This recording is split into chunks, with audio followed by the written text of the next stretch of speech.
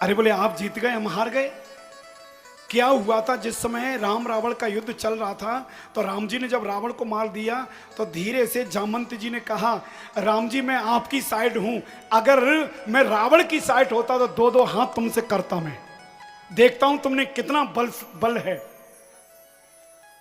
तो वो इच्छा मेरी पहले की जागृत थी, तो वो इच्छा आपने द्वापर में आकर के मेरी पूरी कर दी।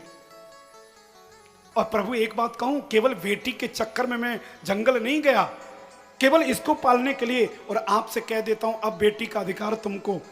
तुरंत जामवंती को पकड़ा और हाथ कृष्ण भगवान के हाथ में हाथ पकड़ा दिया और दहेज में वो स्तमन तक मणि दी और वो तो चले गए जामवंती जंगल की तरफ।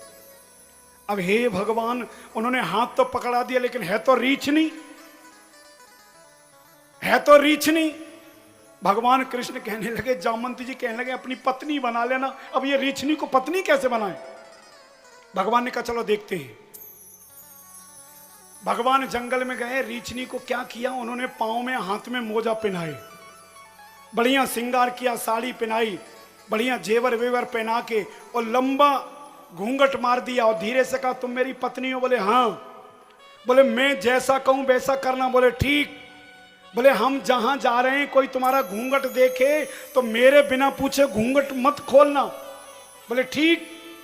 अब छम छम कर करके जैसे उनको द्वारका लेके पहुंचे, रुक्मिणी मैया को पता लगा कि भगवान ने दूसरा विवाह कर लिया। उन्होंने कहा हो सकता है मेरे अंदर कोई कमी रही होगी और बहुत सुंदर होगी जो आने वाली, इसलिए भगवान ने विवाह कर लिया। सामने आरती लेकर के आई, आरती वगैरह की, जल छोड़ा, धीरे से बोला देखो छोटी बहन आई है तो हो सकता बहुत ज्यादा सुंदर होगी, जरा मुंह देख लूं। और जैसे ही मुंह उगाड़ना चाहा भगवान कृष्ण ने गुलका मारा, बोले खोल मत देना। बहुत प्रयास किया लेकिन घूंघट नहीं खोला, बहुत प्रयास किया नहीं खोला। आखिर रुक्मिणी को क्रोध आया, बोले मुझे लगता ज्यादा सुंदर इसलिए दिखाना नहीं चाहती है। रुक्मिणी ने दोनों हाथ उठा के कहा जा मैं श्राप देता हूं, तू मुझसे ज्यादा सुंदर मत बनना और तू मेरे जैसी बन जा बस। और जैसे ही दिया भगवान कृष्ण ने कहा अब थोबड़ा खोल दो, और जैसे ही खेला है तो जामवंती और रुक्मिणी एक जैसी, बिल्कुल एक जैसी शकल। कभी कभी तो सब कंफ्यूज हो जाते हैं रुक्मिणी मैया है कि जामवंती मैया है। दूसरा विवाह जामवंती जी के साथ हुआ। आखिर वो मणि लेकर के भगवान कृष्ण सत्राजित के पास पहुंचे, सारी कथा सुनाई। तुम्हारे भाई को तो शेर ने मारा है और शेर को जामवंती जी ने मारा था, इसलिए आप मणि अपनी ले लो।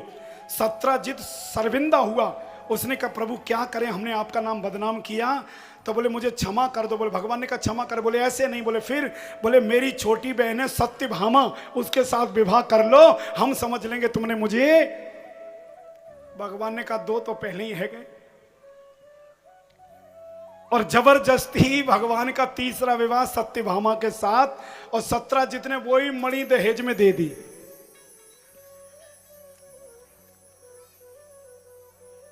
और सत्यमा बाद भगवान का चौथा विवाह कालिंदी जमुना मैया के साथ होता है।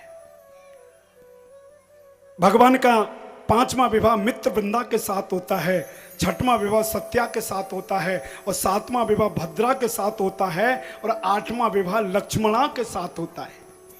कितने विवाह है गए?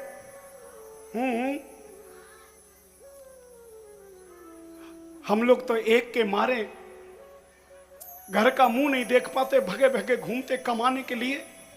भले आदमी ने 8 विवाह कर ले। और एक दिन क्या हुआ, एक भौमासुर नाम का राक्षस है, बहुत बड़ा राक्षस है। किसी गुरु ने उससे कह दिया अगर तू अपनी शक्ति को ज्यादा अर्जन करना चाहता है तो तू 21,000 कन्याओं के साथ विवाह कर ले, तेरा अमोघ बल बढ़ जाएगा। तो उसने जहां तहां से राजाओं की कन्या को चुरा चुरा के एक गुफा में बंद कर रखा था, और कन्या भागना चाहती थी तो वस्त्र छीन लेता था जिससे ये बाहर नहीं निकलेंगी। उसने 16,000 कन्याओं को गुफा में बंद कर लिया। बोले 21,000 जब हो जाएंगी तो विवाह करेंगे। भगवान कृष्ण को खबर लगी, वो जब गुफा में गए और जैसे ही गुफा का गेट खोला है, उसमें 16,000 कन्याएं बिना वस्त्रों के बैठी हैं। भौमासुर आया, युद्ध किया, भगवान ने भौमासुर का उद्धार कर दिया। 16,100 कन्याएं उसमें थी।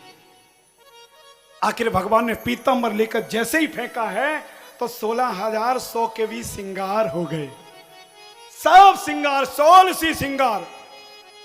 कन्हैया बोले अब अपना अपना